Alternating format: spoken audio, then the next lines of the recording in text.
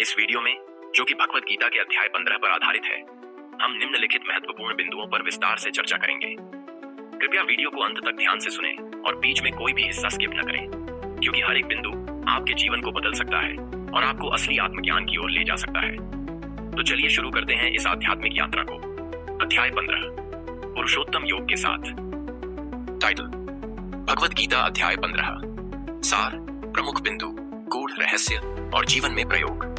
नमस्कार साथियों, मैं हूं आपका अपना दोस्त विक्रमादित्य और आज हम गहराई से समझेंगे भगवद गीता के अध्याय 15 को।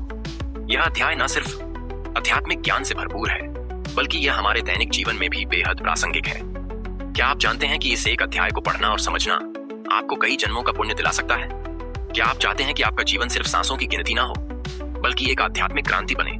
क्या आप कल्पना कर सकते हैं कि भगवान कृष्ण ने इस अध्याय में वो रहस्य बताया है जिससे आप इस जन्म में भी मोक्ष के मार्ग पर चल सकते हैं?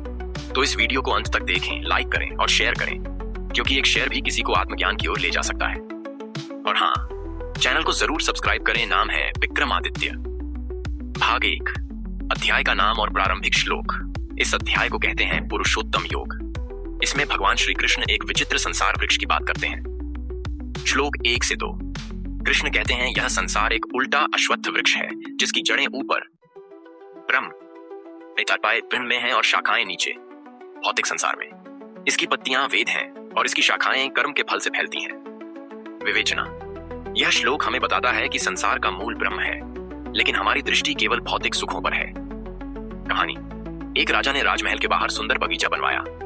रोज हजारों लोग फूलों को देखने आते, पर कोई भी जड़ की ओर ध्यान नहीं देता। उसी तरह हम भी केवल दिखावे और सुखों में उलझ जाते हैं, जबकि मूल तो परमात्मा है। जीवन में उपयोग: आज सोशल मीडिया, भोग और दिखावा उसी अश्वत्थ वृक्ष की शाखाएं हैं। हमें वापस जड़ की ओर लौटना है, यानी ब्रह्म से जुड़ना है। भाग 2, इस वृक्ष से मुक्ति और परमधाम की ओर प्रस्थान। श्लोक 3 से 4, इस संसार वृक्ष को असंग शस्त्र से काटो और उस परमधाम को प्राप्त करो जहां से कोई वापस नहीं आता।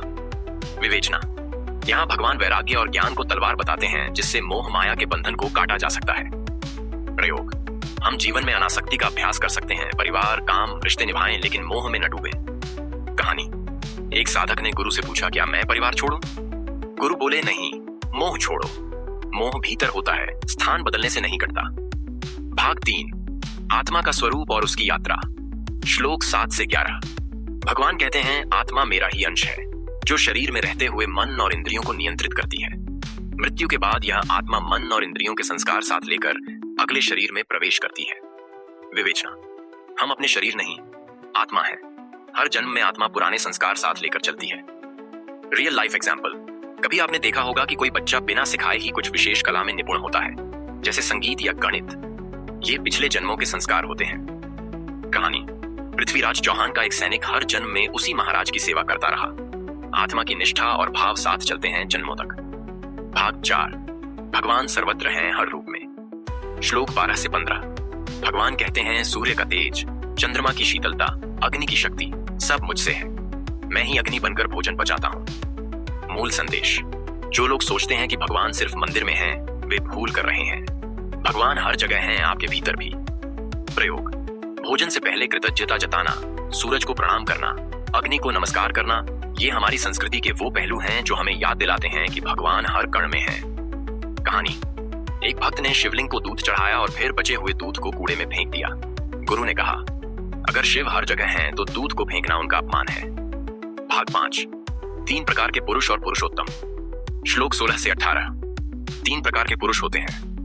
अक्षर, नाशवान शरीर, अक्षर, अविनाशी आत्मा, और पुरुषोत्तम, परमात्मा स्वयं।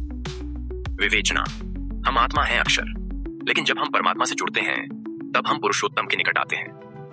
उदाहरण: हम मोबाइल हैं, आत्मा बैटरी है, लेकिन नेटवर्क यानी परमात्मा से जुड़ना जरूरी है, वरना शक्ति व्यर्थ जाती है। भाग 6, परम ज्ञान और फल। श्लोक 19-20, जो व्यक्ति भगवान को पुरुषोत्तम रूप में जान लेता है वह सब ज्ञान प्राप्त कर लेता है और जीवन का परम लक्ष्य प्राप्त करता है। मूल बात: अध्याय 15 का सार यही है, आत्मा को जानो, पुरुषोत्तम से जुड़ो और जीवन के चक्र से मुक्त हो जाओ। रियल लाइफ में कैसे प्रयोग करें अध्याय 15 के ज्ञान को? 1, हर दिन कम से कम 1 श्लोक पढ़ें और चिंतन करें। 2, ध्यान और प्राणायाम से आत्मा की शुद्धि करें। 3. सेवा और दान से वैराग्य और करुणा विकसित करें। 4. हर कार्य में ईश्वर को साक्षी माने। 5वां, मोह, क्रोध और लोभ को पहचान कर उनसे दूरी बनाएं। भावनात्मक समापन और आह्वान।